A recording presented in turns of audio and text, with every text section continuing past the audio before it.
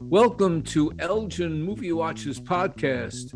I'm Chuck Slatkin, and tonight we're having a special roundtable focusing on the movie watch days. And I'm here with my co-host, Steve Gould, and he's with Nancy Keller. Hello, Nancy.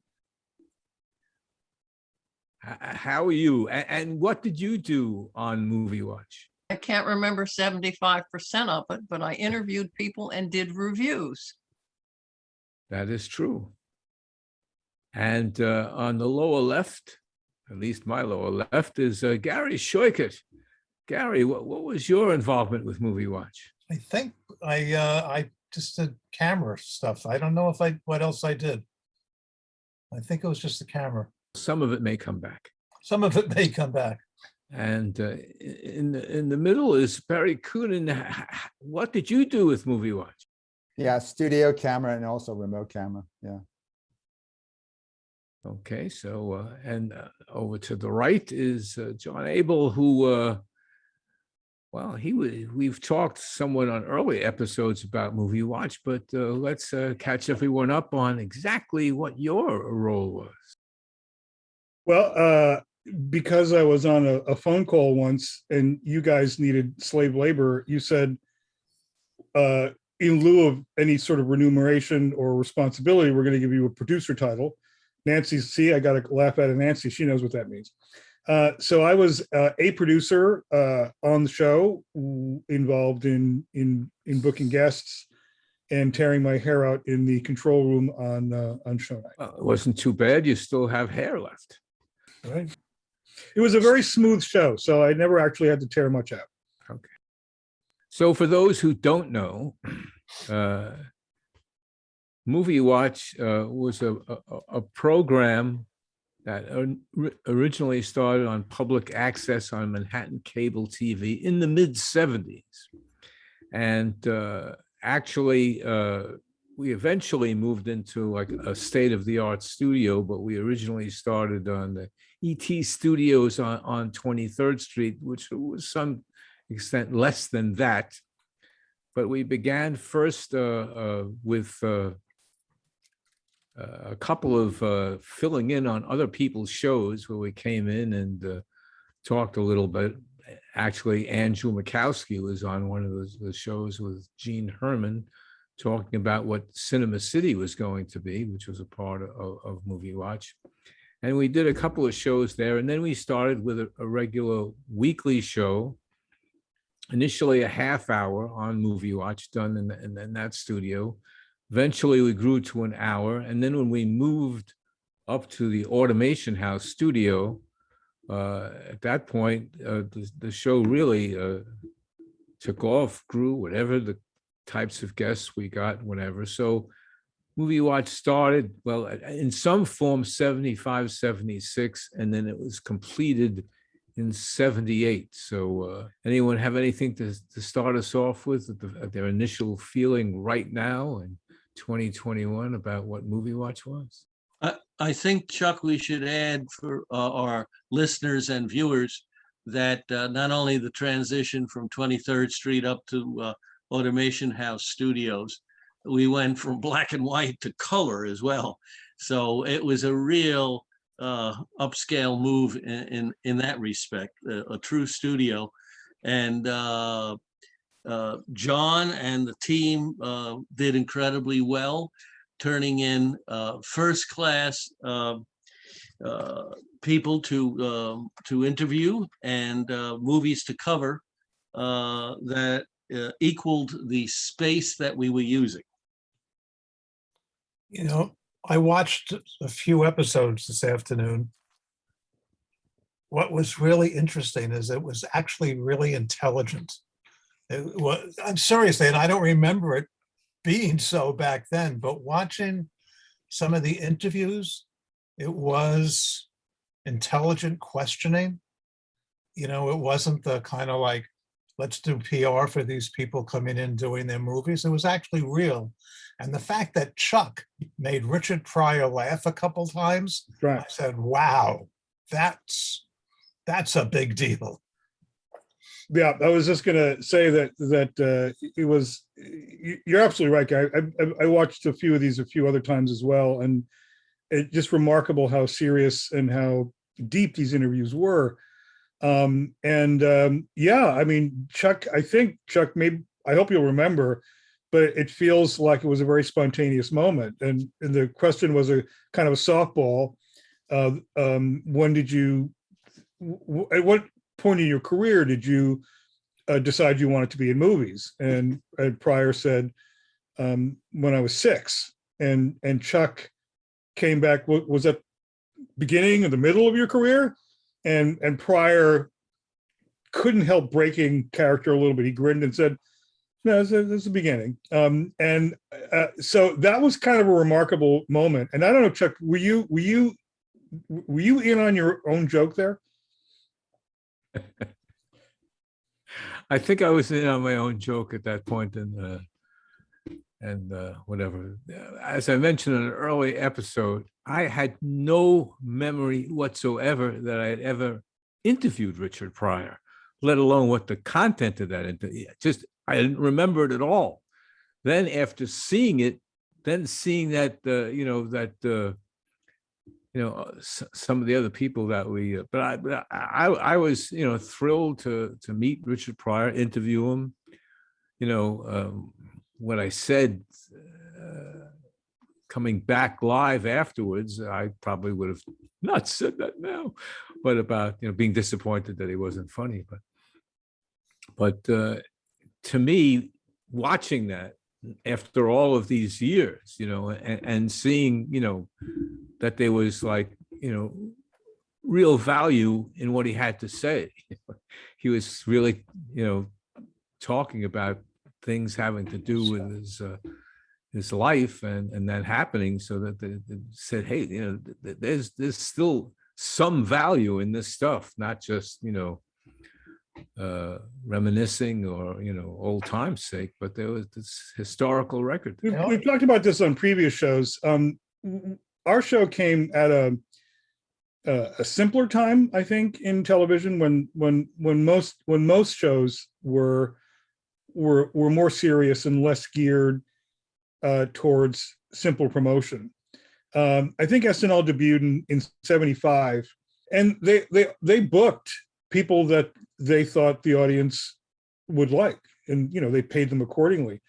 Somewhere along the line, that show and other shows like it just started working with studios and publicists to get somebody who had something to sell. So we were, not to take away from our show, but we were doing a show not against like Mike Douglas, but against Channel 13. That was our benchmark. But to our credit, or to the credit of the show, the guests did that too. So when we had John Simon on, or Robert Altman, or any director, they were there to talk about their work and their approach to work and how they thought about stuff. And those are the things we asked them about. And I think they were all delighted.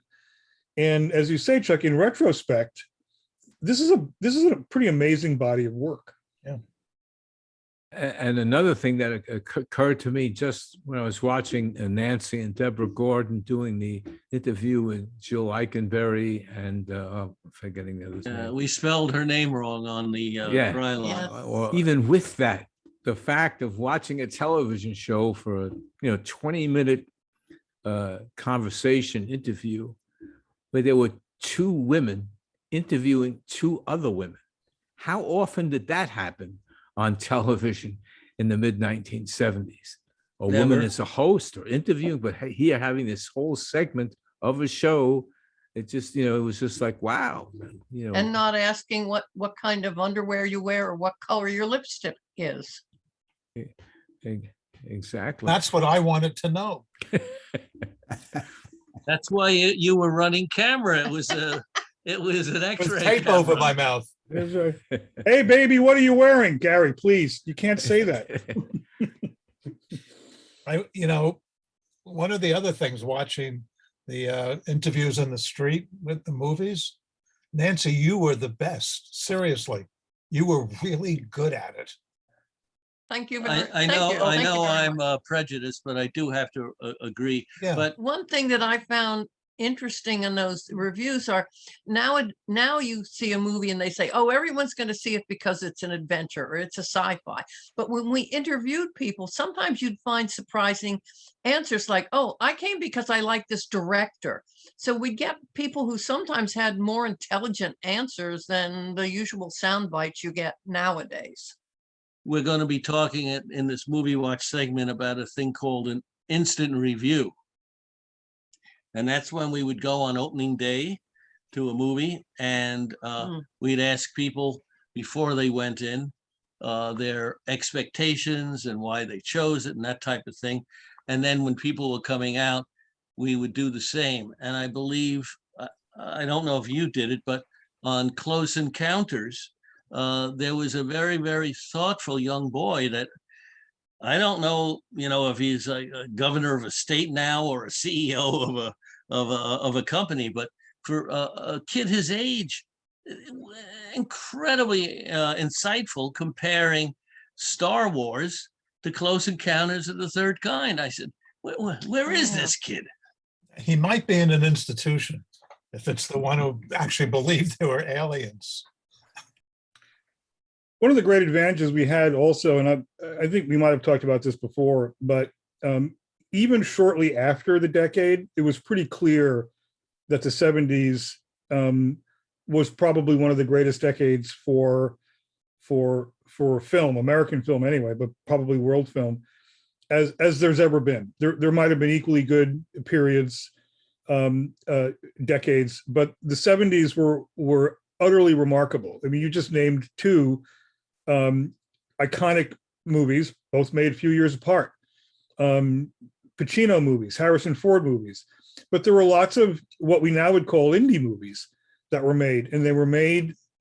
They may be considered passion projects, and they were small budget things, and maybe Ben Barenholtz had something to do with a few of them, but there was great variety in what you could see, and what you would see in a New York City theater, and there were many of them, was determined by the theater that you went to. So if you saw a movie at Cinema 1 or Cinema 2, it was going to be artsy, it might have subtitles.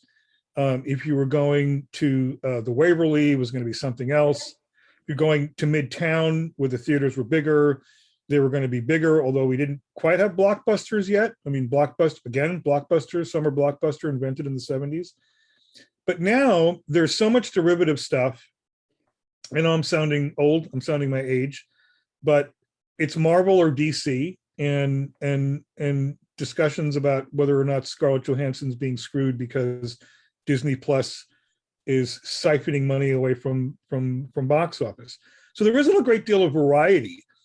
I wouldn't have been surprised. I don't remember that interview, but I wouldn't have been surprised that a 12 or 14-year-old kid who had seen 10 movies in the past 6 months had seen 10 different kinds of movies, and had something to say about them. And I don't think we have that anymore.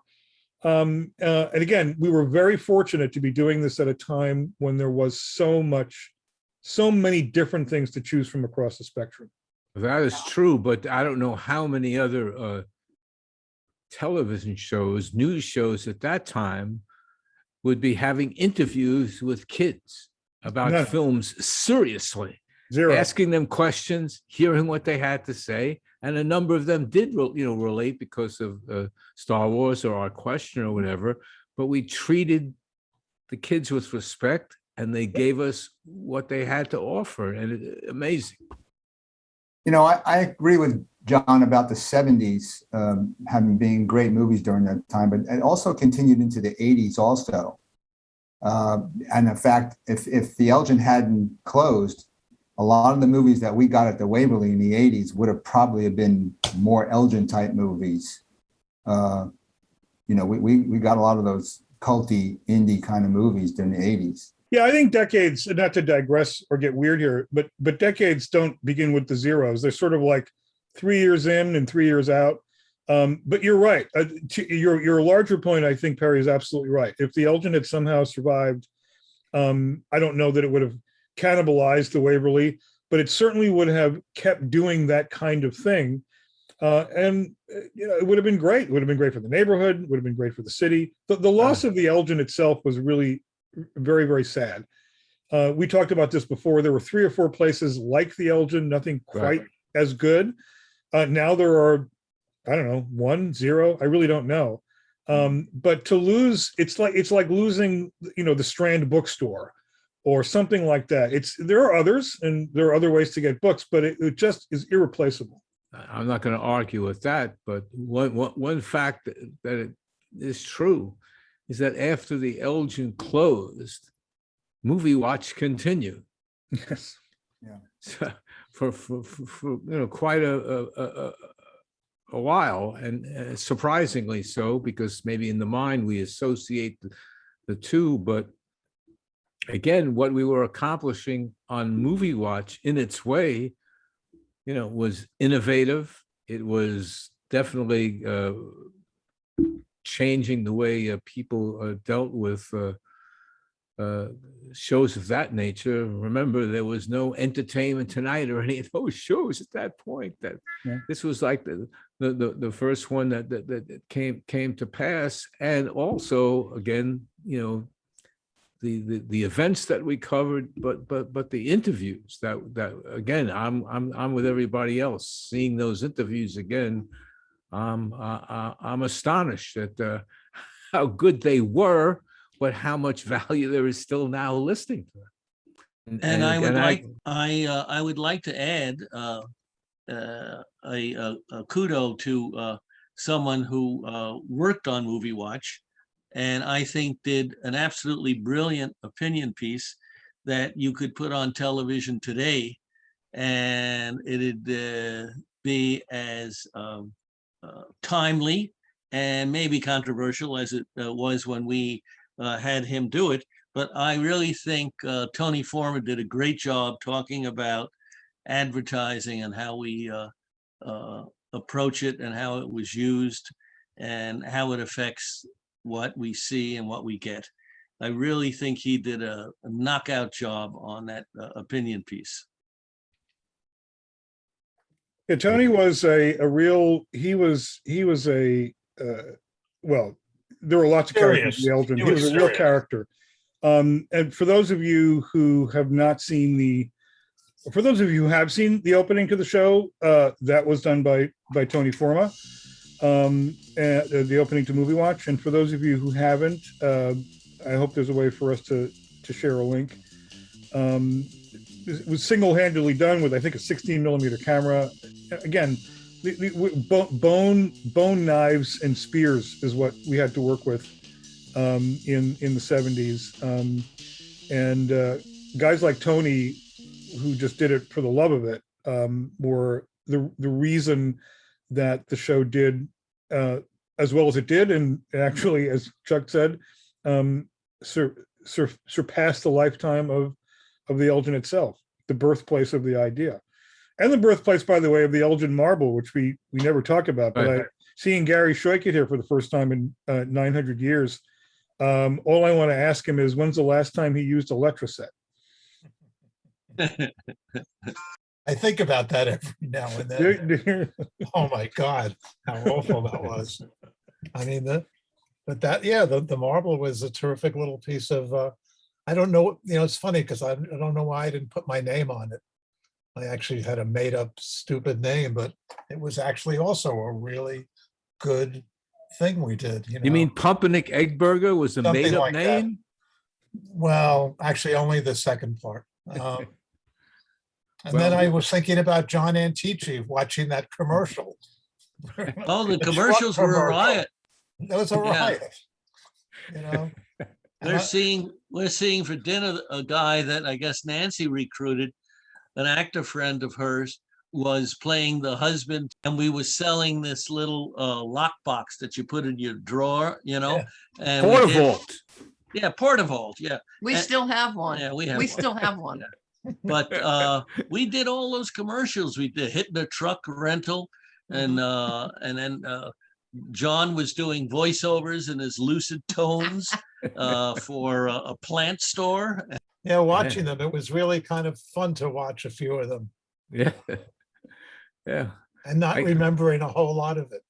That was the thing. It's like how much of it has just gone away, Yeah, that's true. you know? But also, but remembering how much fun there was. Yeah, Some of those, elements. I mean, watching, I don't know how good it was the early days. So we did the Academy Award show sitting around talking, but, listening to Marshall Efron riff is definitely worth, That was amusing. worth that opportunity. So, I Yeah, was that was a- surprised that you actually, I guess this is the boy wonders job, got clips that you could use for movies that we were talking about from the studios. Yeah, so that was the problem there, and Perry, or help me out with this.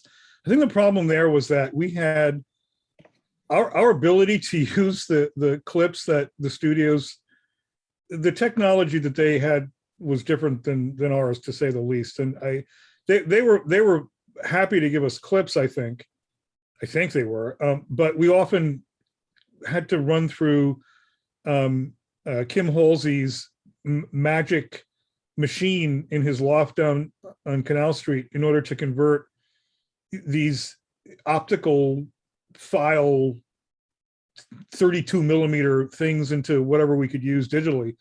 But yes, it was great to have clips. I thought what you were going to say, though, Nancy, was for the Oscars show. I remember we had a big discussion about whether how risky, how many risks we were willing to take in order to show the Oscars themselves on the show. So we had an Oscars show and we had interviewing people, but what we wanted to do, as you would, was to share with our audience of three the Oscars themselves.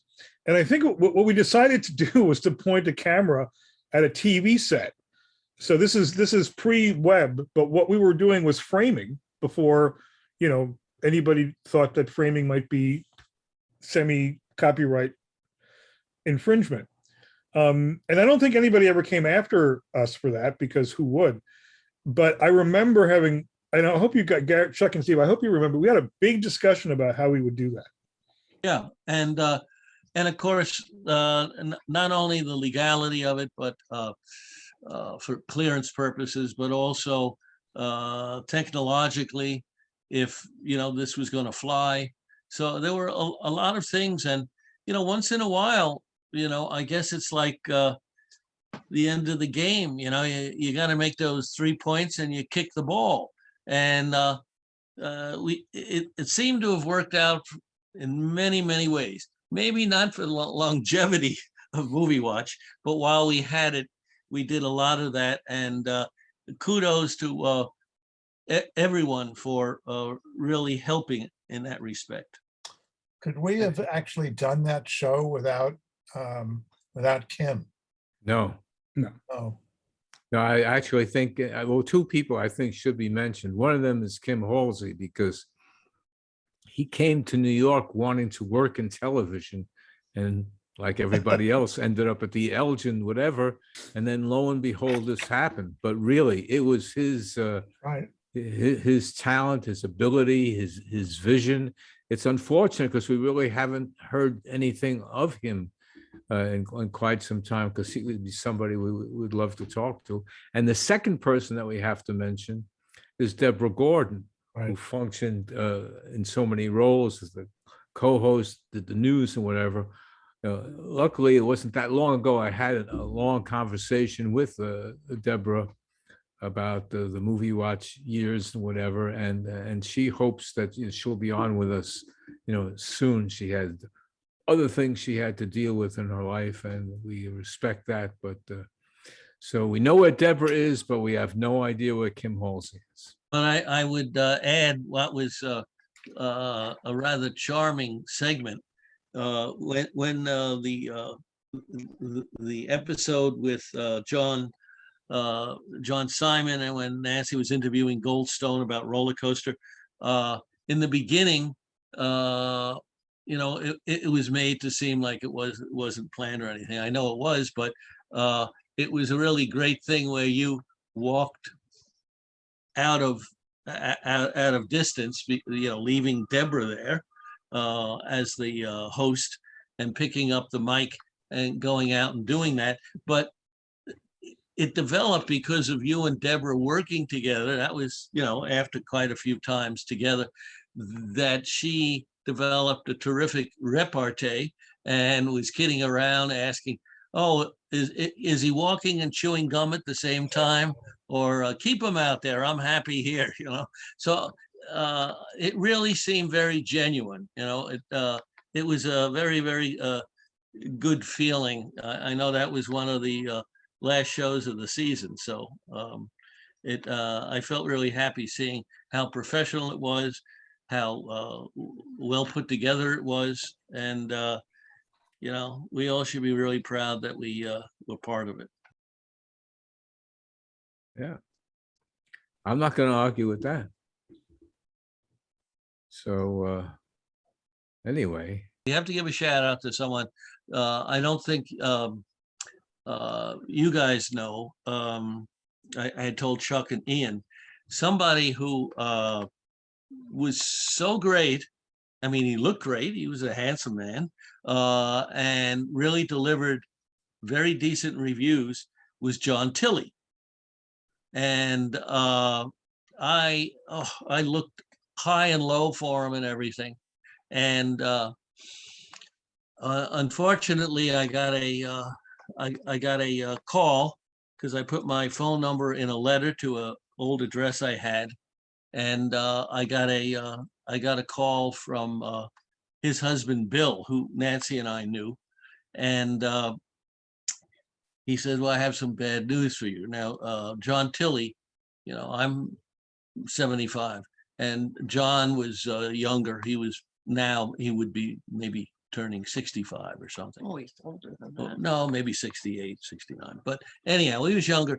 But Bill said, unfortunately, because of conditions that happen with his brain, he no longer can really function. And he's in a home, and I go see him. But I really felt badly because I was so looking forward when I wrote this that we'd be able to have John Tilley on, because he certainly was one of the shiny pennies on the on-camera team. Right. There's no easy segue for this, but I'll try. So Perry, I think I know the reason that everyone on this program had for being involved with Movie Watch. Chuck and Steve had to because they ran it. Nancy had to because Steve. Gary had to because he had no life outside the Elgin. And I was trying to avoid responsibility in college. By the way, thanks for helping me delay getting out of college by at least a year, because I was goofing around with you guys. I was avoiding seriousness and responsibility as much as I possibly could. But you were a professional. You were a union projector at a time when that meant something. Might still mean something, but it meant a great deal in those days. You were, projectionists were very well paid. They had a really good working conditions. Except at the Elgin. Well, no, I mean, at the Elgin, he still was locked. He was still required to stay in there because every 18 minutes he had to work for 30 seconds, tough job.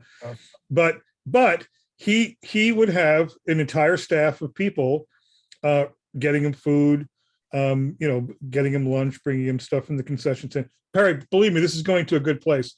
I'll digress. I'll digress once more to make you happy. You once had to have your car moved. It was a I think it was a Trans Am. It was a sports car. It was a power car. He had to move it into Jamaica Bay is where he had to move it. Actually, that's almost the end of my story. So he had to move his car because it was alternate side of the street parking or something. And he said he came down from the booth because he had the 5 minutes he could do it. And like a guy at an expensive restaurant flips me his keys and say, "Hey kid, move my car," and leaves. And I didn't have the heart to tell him. I was scared actually that I not only didn't have a driver's license, I didn't think I knew how to drive. But I took his car. I moved Perry's car about 3 blocks and found a parking spot and put a quarter in the meter or whatever, and safely returned his keys. I'm glad I can confess that to you now, because there was no.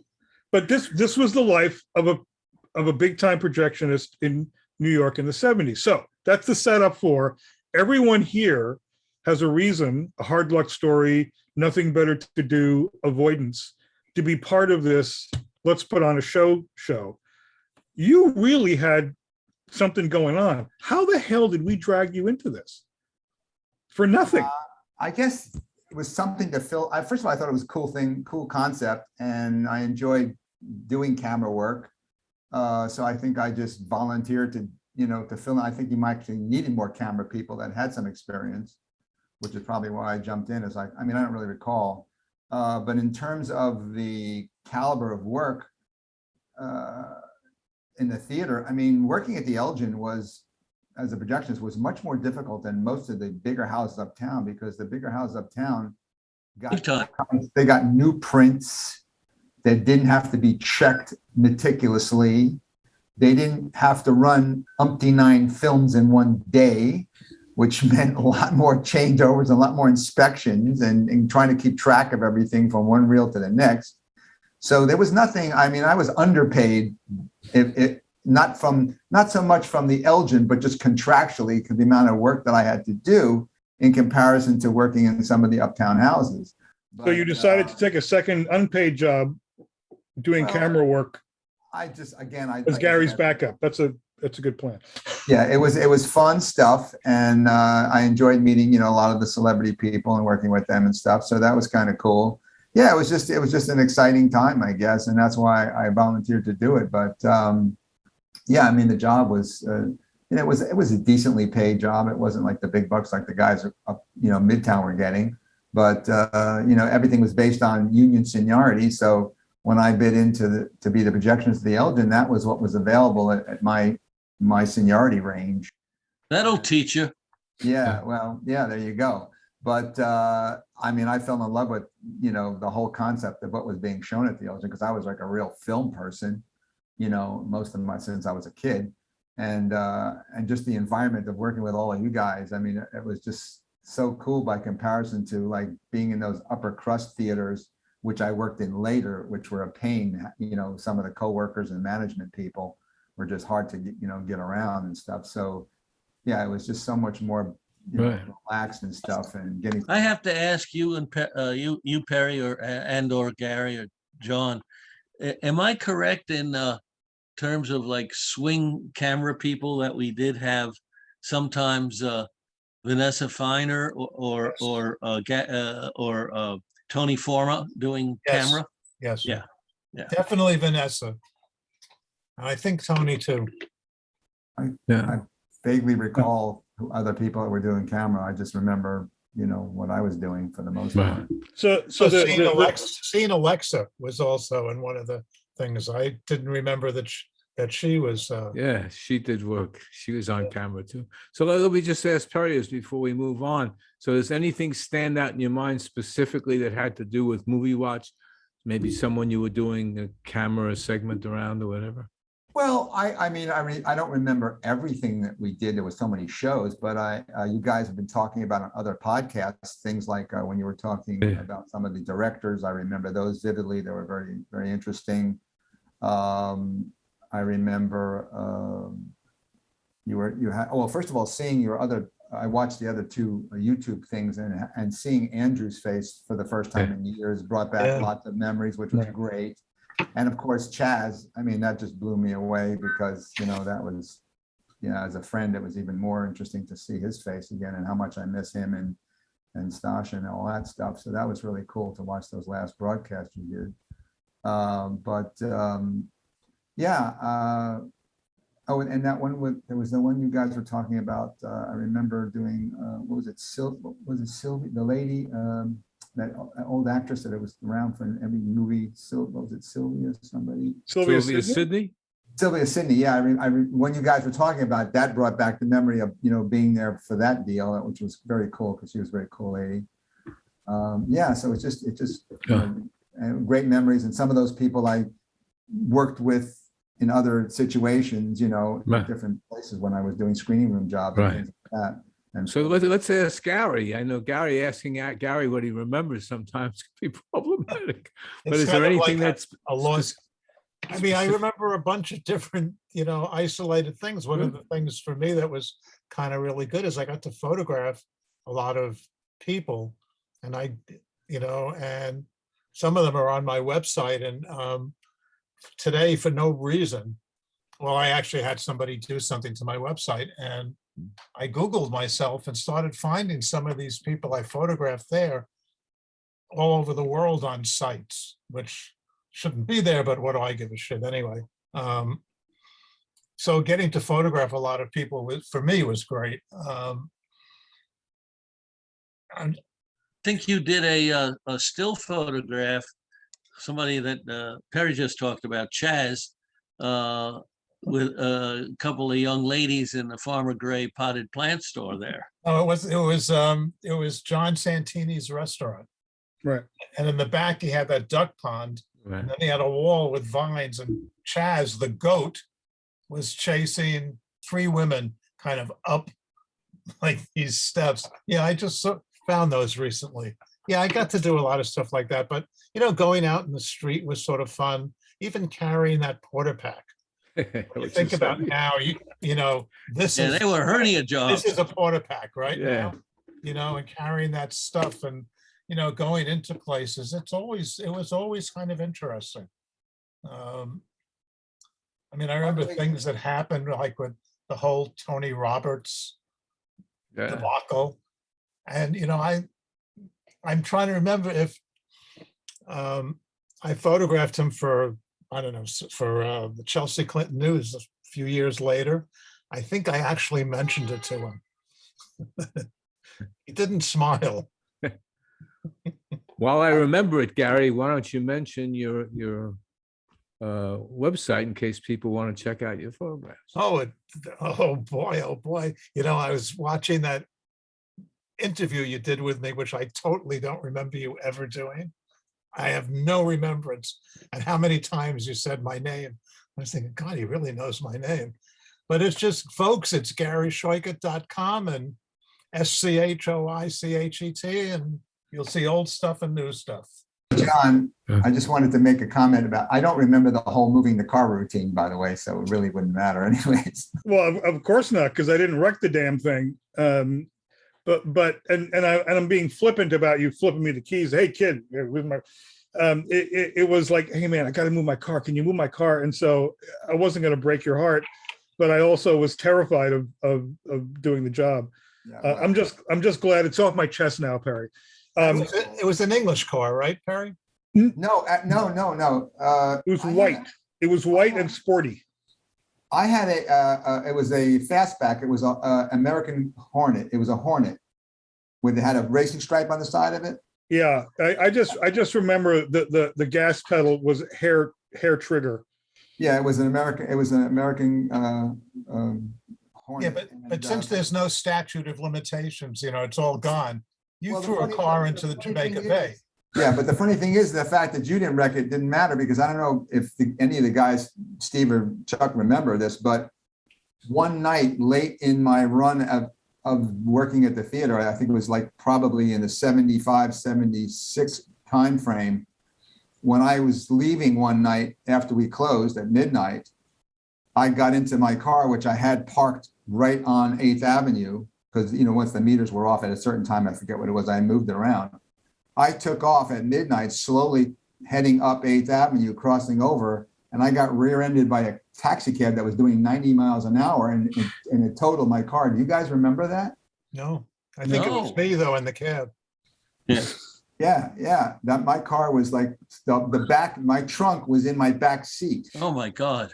Yeah, but I walked away from that accident with no. Yeah, you were lucky. Yeah, I you know. really were. And then I had the car restored and I got it back, a couple months later. But yeah, that was so. Because we would have yelled at you if you didn't show up for work the next day. I know. Well, But, let's take this opportunity though to ask Nancy if anything sticks out in her mind from her movie watch experiences that she remembers or seem particularly unique or fun. Well, the first thing when Steve mentioned that you were going to do it, I thought that I was going to be running cameras because I spent 3 years in college running cameras for the university. And I was just really, it was thrilling to. The one thing I used to love was reviewing because I could write my own dialogue, which is different than picking up somebody else's work and trying to do it. I thought that was really good. And it was fascinating, the opportunities that I guess the boy wonder or Chuck and Steve, how many really wonderful people and opportunities they had to have any involvement with any kind of movie thing, openings, and special events that were going on with a lot of stars, and we'd be the only crew there. It was remarkable. Cinema 3, when they opened Cinema 3 in the Plaza Hotel, we were there. That was an, Yeah, I remember. Yeah. I that knew was you an said Alain before- René film. Right, and Jean Moreau was there, and Friedkin, and I can't remember who else was sitting at that table. Somewhere I have a picture of it. But you used to do reviews of porn movies. Who did that? You don't. Well, I did. But You but did. but that was I mean, when I think John and Chuck and I were talking, and we're like, we were talking about pushing the envelopes, and even though we had cardboard belts, we wanted to try to deliver where we could. And there were instant reviews, and there were interviews with probably one of the first big gay directors, a movie called Outrageous.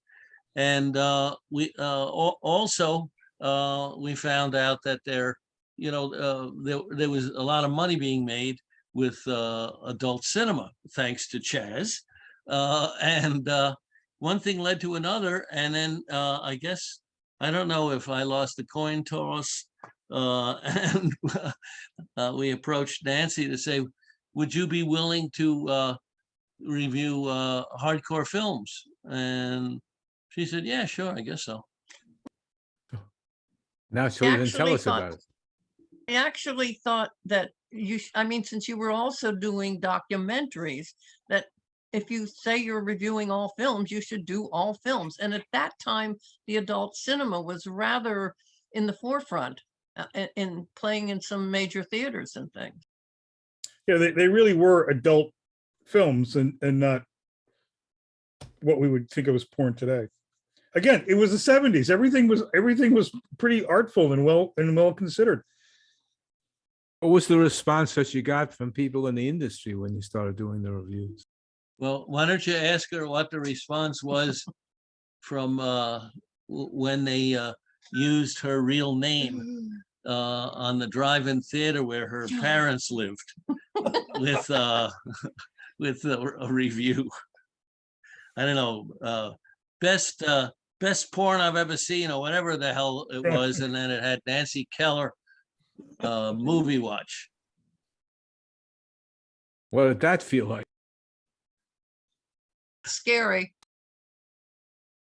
But actually, I think this started because there was a very fancy porn film, and the opening or the screening was at the Four Seasons, and I figured I was not going to pass up going to the Four Seasons for free, even if I had to sit through a porn movie. And I was surprised at how good the production was, and which is why I reviewed it. It got involved with a court case about something, and then everybody that made a porn film would call me. And as a matter of fact, just as a sidebar to this, a dear friend, almost a brother, is a partner with a gentleman who has his own podcast called Rialto Report. And he interviews a lot of the old film stars. I mean, he's got a wealth of knowledge about this, and he was the one that suggested to us the house that we used to digitize things.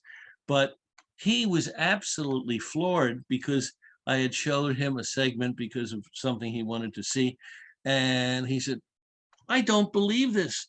Nobody believes that that film was ever made. You're talking about." You interviewed, this was a gentleman who did a special 3D process called Mike Finley, who unfortunately has passed. And she was interviewing him, and this guy who does the Rialto report, Ashley, said, "Oh my God, this is phenomenal." He says, I think there's some court cases that are claiming that this film was never made. And here you saw it and you reviewed it on Movie Watch. We're always on the cutting edge, kids. And we never Wow. got sued. Or Too small. paid. Too small. As an aside, we since we didn't always get dead presidents for the advertising, we used to get what in the business is called chits. And I remember one time, I think Nancy and I can't remember if there was anyone else from Movie Watch. We went to this Japanese restaurant on 58th Street, just off of Fifth Avenue. I'm sitting there and I say, "Nancy, you hear that?" And she said, "What?" I said, "Either it's something in the air conditioning or it's really strange humming." And she says, "Oh, it's over there." And I look, and who's sitting alone humming away but Art Garfunkel in the very restaurant that we had the chit for. That was chits. People got to eat a little bit for that. And then seeing the commercials that we ran for them, it's a riot. It's some of the funniest stuff. The old stuff is watching those commercials. So, No, Well- I'm Denise Darcel. I think I went to the Pig and Whistle at least once a week on chits. that's Pig and it. Whistle. Pig and Whistle. That was very good, very good. Well, I think, we've been talking for quite some time now, and maybe we should think about winding this down, at least for this episode. It doesn't have to be the last of Movie Watch remembrances. It could be the first of many. But before we go, is there anything that you'd like to say about the Movie Watch experience? And we can start with anybody. Well, I like to say that it's great to see, some of the faces I haven't seen. I mean, seeing John and seeing Gary and Nancy, it's been years. So it's kind of just great and brings back great memories, of all those crazy days. And so, I really enjoy it from that aspect alone, besides all the cool things that we did in those days. And if I can get in a momentary shameless plug, if there's any casting agents that are watching these shows or listening to them, check out my YouTube channel. Oh. What is it called? Just Perry Cunin. All Just my right. name on YouTube. It shows all my demo reel and all my acting monologues and all that stuff, because I became an actor. I don't know if you guys know. Yeah, this Right. guy's an actor in Hawaii now. In Hawaii. I'm actually a SAG-AFTRA actor now. Yeah. I've done Yeah, I looked up your IMDb earlier today. Perry, did you do any acting with Chaz? No. It was offered, but I didn't. No. So, yeah. Did you do any dating with Chaz? Well, he did hook me up with some ladies, actually, but Right. not on film. All right. Well, Steve? Well, Chuck, this just shows there's been years that have passed, but getting back together makes me realize how wonderful it was to be working with everyone and all of us trying our best, having a great time.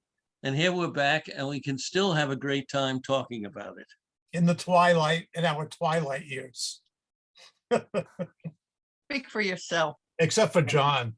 The boy Seriously, wonder. I expect to be around a long time. I am hopefully. hoping to be also for a while. I got Yes. things to do. There you go. It was fun, quite frank, and it was a lot better than going to therapy once a week too. It's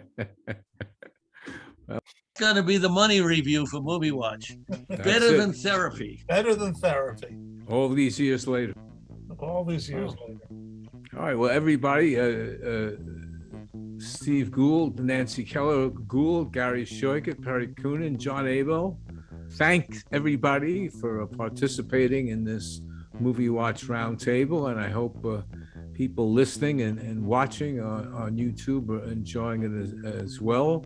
And please come back again and to Elgin Movie Watchers podcast. We try and have a new episode about every week. And thanks everybody, and keep on keeping on. Fun keeping on. Hey, take care, guys. All right. Bye. See you at the post office. Oh, yeah, and I forgot, I'm in SAG too, guys. That's right.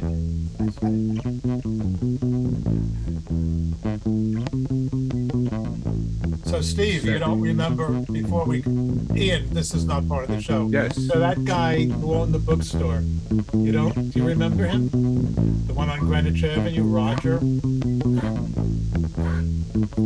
Can't hear you, Steve. You're muted, honey. You're muting yourself in real life. Steve, you're muted.